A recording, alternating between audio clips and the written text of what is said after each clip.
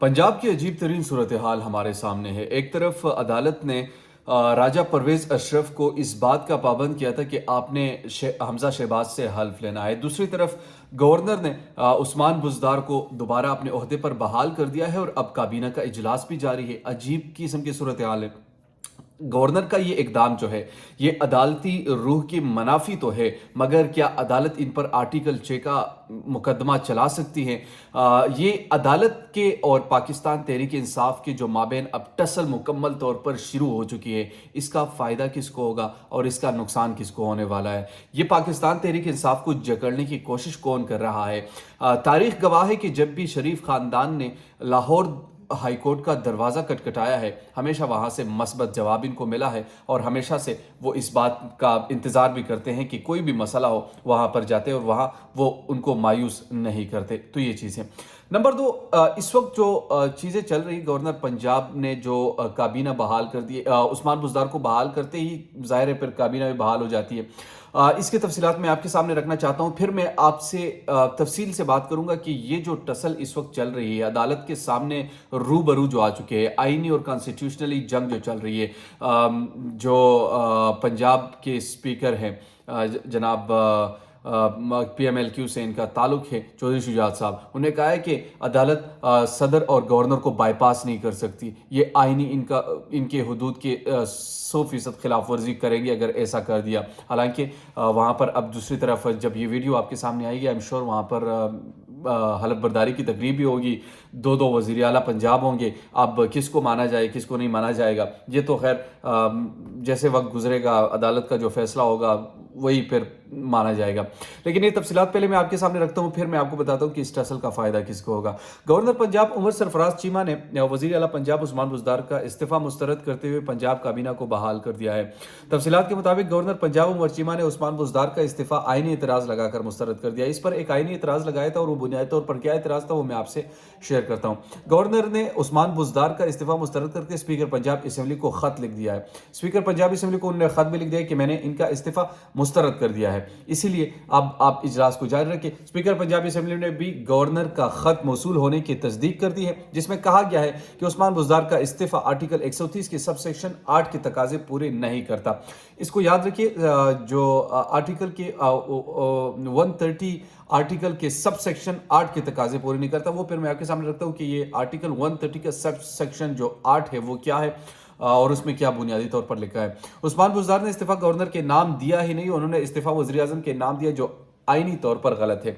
अच्छा, इस पॉइंट को देखिए, बड़ा अच्छा इंटरेस्टिंग पॉइंट है ये। उस वक्त जब उस्मान बुज़दार ने इस्तीफा दिया था और चौधरी शुजात ने कहा था कि अगर आप मुझे पंजाब के वज़ीर आला बनाते हैं तो मैं आपके साथ खड़ा रहूँगा और आपको वोट दूंगा, तो उस वक्त उनने बुनियादी तौर पर कहा था कि ठीक है मैं इनसे इस्तीफा ले लेता हूँ। तो उस्मान बुज़दार ने प्राइम मिनिस्टर को इस्तीफा दिया था और उन्होंने एक्सेप्ट किया था। हालांकि कानून ये कहता है कि नहीं, आपने प्राइम मिनिस्टर को नहीं, आपने गवर्नर पंजाब को क्या करना है, रिजाइन देना है, तभी आपकी जो रेजिग्नेशन है वो कबूल हो सकती है।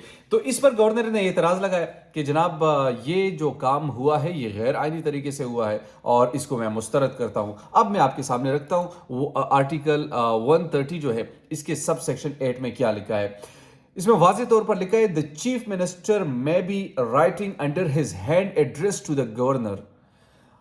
चीफ मिनिस्टर जो है वो अपने हैंड राइटिंग से गवर्नर को मुखातिब करेगा जब वो रिजाइन देगा, यानी ऑफिस से जब वो रिजाइन करेगा तो वो बाय हैंड रिजिग्नेशन देगा और गवर्नर को वो फराहम करेगा। तो ये आर्टिकल जो 130 के सब सेक्शन 8 है, इसमें बुनियादी तौर पर यह बताया गया है। पंजाब काबीना बहाली का नोटिफिकेशन मौजूद नहीं, ज़राए सर्विसेज एंड जनरल, गवर्नर के हुक्म पर अमल दरामद का लेटर मौसूल हो फिर नोटिफिकेशन, हमें वज़ीर आला से मुतालिक नोटिफिकेशन वापस लेने का हुक्म नहीं मिला। SNDG, पंजाब काबीना की बहाली का नोटिफिकेशन मौजूद नहीं, ज़राए सर्विसेज एंड जनरल एडमिनिस्ट्रेशन।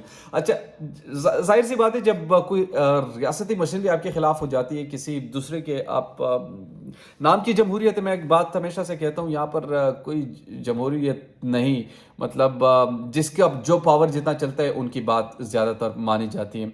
अब गवर्नर ने इन तमाम एतराज़ात लगाकर मुस्तरद कर दिया, लेकिन जो सरकारी ऑफिसर वहाँ पर बैठे वो कहते हैं नहीं भाई हमें कोई मालूम नहीं है, क्योंकि वहाँ से आर्डर दूसरी तरफ से आए हैं और जब आर्डर दूसरी तरफ से आए हो तो इनका میرے منہ سے کچھ اور نکل جائے گا. یہ اپنے بہا پہ کچھ کر ہی نہیں سکتے, یہ غلام قسم کے لوگ ہیں. وہاں سے جب تک آرڈر پاس نہیں کر کے آئے گا اور وہ بتائے گا نہیں کہ بھائی آپ ابھی آپ کریں, یہ حمزہ شہباز ابھی حلف اٹھا لے گا نا 2 منٹ میں سب کچھ سامنے آ جائے گا. کیوں؟ کیونکہ وہاں سے اجازت ہوگی. جب بھائی لوگوں کو خوش آپ رکھیں گے نا, ہر چیز ہو سکتی ہے. اور بھائی لوگ جب آپ کے خلاف ہوتے ہیں تو پھر بدقسمتی کی بات یہ ہے, پھر غیر آئینی کام بھی قانونی ہو جاتے ہیں اور وہ قانون کے شکل میں آپ کے سامنے آ جاتے ہیں. اچھا, اب یہ جو عدالتی ٹسل ہے, میں آپ کو یہ جو موجودہ صورتحال ہے یہ تو میں نے آپ کے سامنے رکھ دی کہ اس وقت جو پاکستان پہ تحریک انصاف اور عدالت ایک دوسرے کے آمنے سامنے ہیں. عدالت نے یہ کہہ دیا ہے کہ آج کے دن میں گورنر کے جتنے بھی اقدامات ہوں گے وہ غیر آئینی تصور کیے جائیں گے.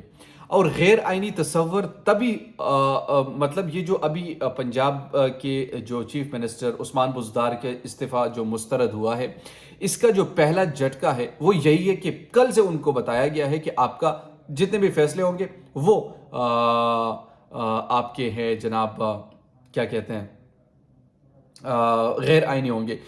پھر دھمکیاں بھی دیتے ہیں کہ اگر گورنر ہاؤس خالی نہ کرایا گیا تو ہم یہاں پر کارروائی کریں گے. گورنر کے حکم پر عمل درآمد کا لیٹر موصول ہو پھر نوٹیفیکیشن جاری ہوتا ہے. یہاں پر گورنر کی بات ہی نہیں مانی جا رہی. یہ چیزیں میرے سامنے لگی ہوئی ہے, وہ چیزیں چل رہی ہے میرے سامنے. خدا رہی کہاں پر ہم رہ رہے ہیں, یہ پاکستان کو ہم نے کیا بنا دیا ہے. آپ کا اگر کسی شخص سے اختلاف ہے, مگر اختلاف میں اس حد تک گر جانا, لیکن لڑ رہے وہ بندہ, چاہے آپ جتنا مرضی کر لینا, وہ آخر تک وہ لڑنے والا بندہ ہے. اور اس طریقے سے لڑ رہا ہے کہ آپ کو بھی نظر آ رہا ہے اس وقت جو انہوں نے کھیل کھیلا ہے, جس طریقے سے یہ معاملات جو ہے وہ چل رہے ہیں. اور حمزہ شہباز صاحب پتہ نہیں کس حیثیت سے حلف اٹھا رہے ہیں. پاکستان جو وزیر اعلیٰ کے استعفے مسترد ہو چکے ہیں, مگر سرکاری آفیسر جو ہے وہ نوٹیفیکیشن جاری کرنے کو تیار نہیں ہے. عدالتیں وہاں پر کھلی بیٹھی ہوئی ہیں, عدالتوں کا انتظار کیا جا رہا ہے کہ حکم غیر آئینی تصور ہو. اسی طریقے سے بالکل رات کے 12 بجے اس طرح عدالتیں کھلی تھیں. تو یہ پاکستان کا نظام ہم کس طرف لے کے جا رہے ہیں, خدا را اس طرف نہ لے کے جائیے, ورنہ یقین جانیے کہ یہ ادارے ہمارے ادارے ہیں, یہ لوگ ہمارے لوگ ہیں. اور یہ اگر بدنام ہوں گے نا تو ہم بدنام ہوں گے. اور جو بھی آپ کر رہے ہیں حد سے تجاوز کر رہے ہیں. سب کو سمجھ آ رہی کہ کون کر رہا ہے, کس کے کہنے پر کر رہے, کیوں کر رہے ہیں, سب کو پتہ ہے. آپ اگر کوئی سمجھتا ہے نا کہ اس دور میں بھی کسی کو پتہ نہیں چل رہا تو وہ خواب خرگوش میں رہنے والا انسان ہوگا. وہ ادارہ بھی ہو سکتا ہے, وہ شخصیت بھی ہو سکتی ہیں. پاکستان کے بچے کو معلوم ہے جو اس وقت جو کچھ ہوا, جو کچھ ہو رہا ہے اور جو کچھ آنے والے دنوں میں ہوگا. یہ سب کو پتہ ہے اور سب کو معلوم بھی ہے کہ کون کروا رہا ہے. اور اگر آپ اسی طریقے سے یہ جاری رکھیں گے, سوشل میڈیا پر آپ خود ذرا اینالائز کیجئے کہ لوگ کیا سوچ رہے ہیں آپ کے بارے میں. میں یہ نہیں کہہ رہا کہ کسی شخصیت سے آپ کا اختلاف ہے, اختلاف دوسری طریقے سے بھی ہو سکتا ہے. انتقام میں پاکستان کے آئین کو, پاکستان کے قانون کو اور پاکستان کے لوگوں کے جذبات کو مجروح نہ کیجیے گا. یہ ڈیموکریٹک کنٹری کہلائی جاتی ہیں, لیکن ڈیموکریسی کے نام پر آمریت ہیں اور وہ کھل کر ہمارے سامنے موجود ہیں. یہ ایک ڈرامہ ہے, ایک ڈرامہ کو میں دیکھ رہا ہوں. اور ایک طرف عثمان بزدار کابینہ کا اجلاس کر رہے ہیں, دوسری طرف حمزہ شہباز صاحب اب سے کچھ دیر بعد حلف اٹھائیں گے. عجیب سی ایک کیفیت ہے, عجیب سا ایک نظام ہے, عجیب سے ایک قانون ہے. اللہ تعالیٰ پاکستان کا حامی و ناصر ہو. اگر ابھی تک آپ نے ہمارے چینل کو سبسکرائب نہیں کیا تو کائنڈلی سبسکرائب کیجیے, بیل آئیکن کو پریس کیجیے تاکہ نئی آنے والی اور لیٹسٹ اپڈیٹ سے آپ باخبر رہیں. Thank you.